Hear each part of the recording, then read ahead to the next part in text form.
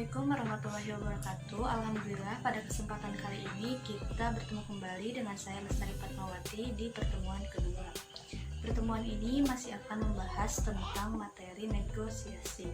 Masih ingat kan apa itu teks negosiasi? Saya harap semua ingat ya apa itu teks negosiasi, karena pada minggu lalu kita telah membahas tentang apa itu teks negosiasi, ciri-ciri teks negosiasi, bagaimana cara menyampaikan pengajuan dan penawaran, lalu menjelaskan bagaimana syarat tercapainya persetujuan atau kesepakatan. Dan pertemuan kali ini kita akan belajar tentang menjelaskan pengajuan, penawaran, dan persetujuan dalam teks negosiasi. Tujuan pembelajaran pada pertemuan kedua ini antara lain: 1. Menganalisis faktor penentu keberhasilan negosiasi. 2.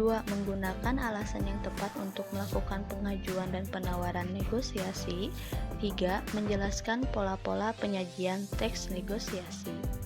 Karena kalian sudah mengetahui apa tujuan pembelajaran pada pertemuan kali ini, maka saya akan menjelaskan. Yuk simak videonya. Di sini saya akan menjelaskan tentang faktor penentu keberhasilan negosiasi. Bisa kalian lihat ya di layar, faktor yang menentukan keberhasilan negosiasi yang pertama, kesediaannya semua untuk berkompromi dengan pihak lain. Jelas ya, jika ingin bernegosiasi harus ada pihak lain untuk diajak berkompromi. Lalu poin yang kedua, tidak ada pihak yang dirugikan. Poin yang ketiga, kesepakatan yang dicapai bersifat praktis dan dapat dilakukan. Poin keempat, alasan yang disertakan mampu mempengaruhi pihak lain. Faktor-faktor tersebut dapat muncul dalam proses negosiasi. Agar kalian mudah memahami, bacalah teks dialog antara ayah dan anak pada buku paket halaman 158. Lalu kita akan menganalisis faktor-faktor penyebab keberhasilan negosiasi.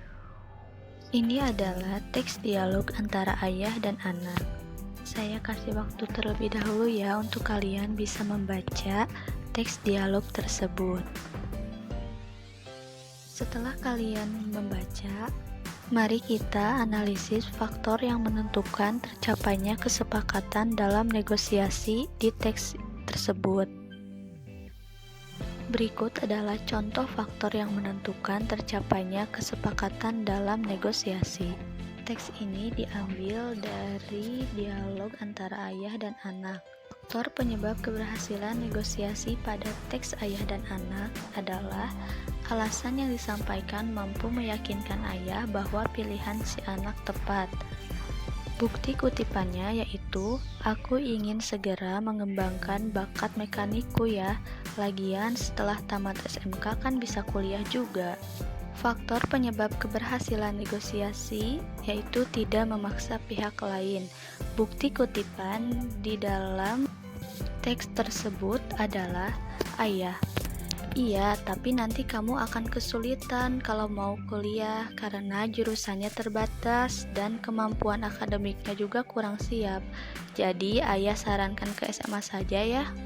Faktor penyebab keberhasilan negosiasi yang ketiga yaitu kesediaannya partisipan untuk berkompromi menerima perbedaan pendapat. Bukti kutipan pada teks dialog antara ayah dan anak yang menerima perbedaan pendapat adalah, ya sudahlah kalau itu mau kamu, tapi nanti malam kamu pikirkan lagi ya. Baik, itu tadi contoh faktor yang menentukan tercapainya kesepakatan dalam negosiasi.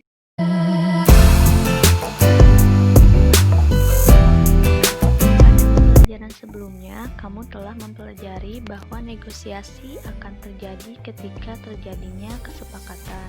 Untuk mencapai kata sepakat, partisipan harus menyertakan alasan yang mendukung pengajuan dan penawaran atau yang mendukung alasan mengapa ingin diadakannya negosiasi. Selain itu, masing-masing pihak harus mampu meyakinkan pihak lain agar dapat diterima dan terjadinya negosiasi. Maka dari itu, saat ini kamu akan mempelajari alasan-alasan yang digunakan untuk meyakinkan pihak lain dalam bernegosiasi. Maka dari itu, kalian harus membaca penggalan cerpen HP baru. Setelah kalian membaca penggalan cerpen tersebut, kita akan menganalisis bersama-sama alasan-alasan apa saja yang diajukan Rani pada ayahnya agar ayahnya mau membelikan HP baru. Nah, di sini ada contoh alasan-alasan yang digunakan pada cerpen teks HP baru. Yang pertama, semua teman Rani punya HP sehingga mereka dapat dengan mudah menelepon orang tuanya saat terpaksa pulang telat. Dan yang kedua, Rani iri sama teman-teman Rani yang dapat dengan mudah mengunduh materi pembelajaran, mengirim tugas, bahkan berdiskusi untuk mengerjakan tugas-tugas tanpa harus keluar rumah. Alasan-alasan yang disampaikan Rani terbukti mampu mengubah pendirian ayah Rani yang tadinya tidak mau membelikan HP baru untuk Rani, akhirnya membelikan HP untuk Rani. Yang selanjutnya yaitu materi yang ketiga adalah menjelaskan pola-pola penyajian teks negosiasi. Dari kalian mungkin bertanya-tanya bagaimana sih pola-pola penyajian teks negosiasi? Di sini saya akan menjelaskan bagaimana pola-pola penyajian teks negosiasi. Pada teks penjual dan pembeli atau teks 1 disajikan dalam bentuk dialog dengan menggunakan kalimat langsung. Lalu kita bandingkan dengan negosiasi Rani dan ayahnya dalam HP baru. Teks ini disajikan dalam bentuk cerita pendek dengan pola penyajian gabungan antara bentuk narasi dan dialog.